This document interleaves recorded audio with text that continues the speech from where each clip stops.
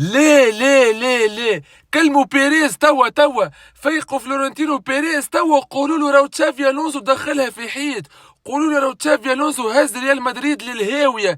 ريال مدريد تخسر 2-0 كونتر سيلتا فيغو البارح في سانتياغو برنابيو، وتروح السيتي هو المباراة القادمة، مباراة مانشستر سيتي المباراة القادمة. يا تشافي الونسو شنو يستنى فيك؟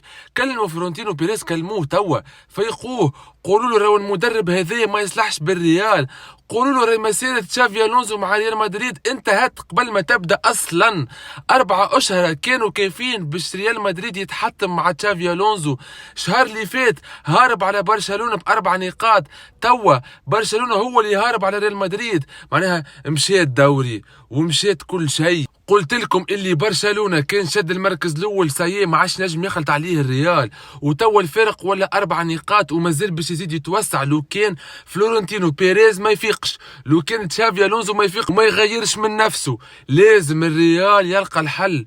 المباراة القادمة مباراة السيتي، والسيتي راجع في 2 صحيحة حتى في الدوري الانجليزي، معناها مباراة صعيبة برشا. تصور اذا كان الريال ينهزم شنو باش يصير في تشافي الونزو، شنو باش يصير فيها تشافي الونزو. فيقوا فلورنتينو قولوا له، هاني قلت لكم من توا،